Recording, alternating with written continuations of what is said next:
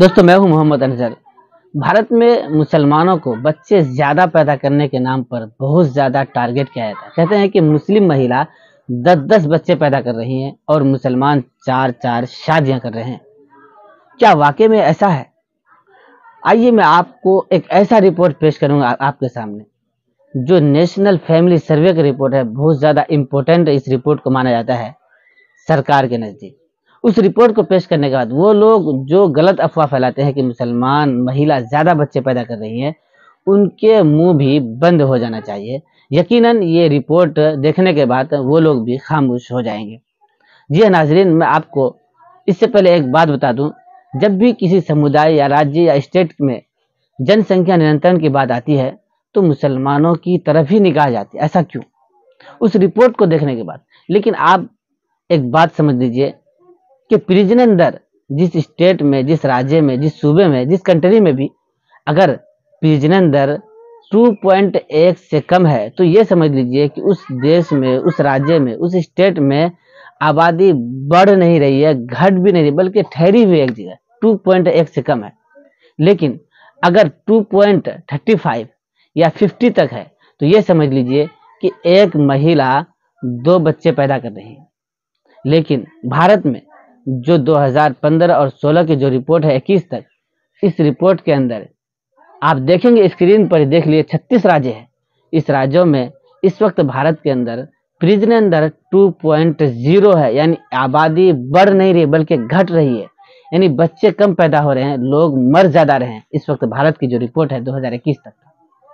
लेकिन आपको ये बता दूं कि अगर प्रजनन दर 2 पॉइंट से ऊपर है, यानी 3 पॉइंट है, तो ये समझ लीजिए कि भारत के अंदर एक महिला 3 बच्चे पैदा कर रही है। लेकिन इस वक्त भारत के अंदर मुश्किल से नेशनल सर्वे रिपोर्ट के मुताबिक एक महिला 2 से ऊपर बच्चे पैदा नहीं कर पा रहे हैं। आखिर क्या वजह है?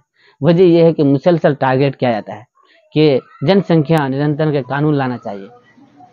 स्क्रीन में आप देख रहे हैं जिन राज्यों में मुस्लिम 20% है, जैसे जम्मू कश्मीर, मगरबी बंगाल, मणिपुर में मुस्लिम 20% है, यहाँ पर भी मुस्लिम महिला 2 बच्चे से ऊपर पैदा नहीं कर पा रही। और जो मुस्लिम गरीब है उनमें किसी घर में 3 बच्चे पैदा कर रहे हैं, लेकिन 2 से ऊपर, 3 से ऊपर ज्यादा हो ही नहीं पाता है। इस वक्त भारत की स्थिति है कि आबादी घट रही है, बढ़ नहीं रही है, बल्कि एक जगह रुकी हुई है। बल्कि आप अगर हिंदू महिला को देखें, वो भी सिर्फ 2 ही बच्चे पैदा कर पा रही। लेकिन 1992 की जो रिपोर्ट है उस वक्त प्रजनन दर 3.4 था, यानी एक महिला 3 या 4 बच्चे पैदा कर पा रही थी।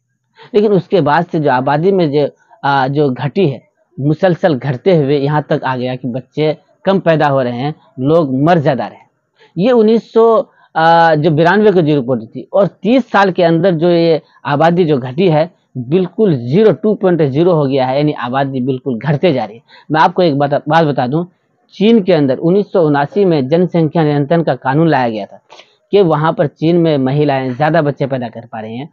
तो ये हुआ वहां पर कि एक औरत सिर्फ एक बच्चा पैदा करेगा, एक बच्चा से अगर अधिक पैदा करेंगे तो उसको सरकारी स्कीम नहीं मिलेगी। तो उस वक्त ये हुआ, चीन के अंदर अभी इस वक्त आबादी इतनी घटी है कि वहां पर बच्चे बिल्कुल नजर नहीं आते हैं, बूढ़े ज्यादा नजर आते हैं। तो लोग परेशान है। तो वहां की जो सरकार है इतना परेशान हो गया कि जिसकी वजह से सरकार ने एक कानून लागू किया कि जो महिला 2-3 बच्चे पैदा करेंगे उनको सरकारी स्कीम देंगे, उनके बच्चे को सरकार पढ़ाएंगे। और वो जवान जो बगैर शादीशुदा के बच्चे पैदा कर रहे हैं, शादी भी नहीं हुई, बच्चे पैदा कर रहे हैं, तो उसको 1 लाख का इनाम दिया जाता है। और फिर उस बच्चे को सरकार पढ़ाती है।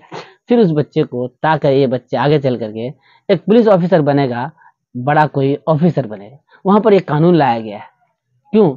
चीन की आबादी बिल्कुल घटती जा रही है और ये कानून वहां लाया गया है ताकि वहां की औरतें बच्चे ज्यादा पैदा करें।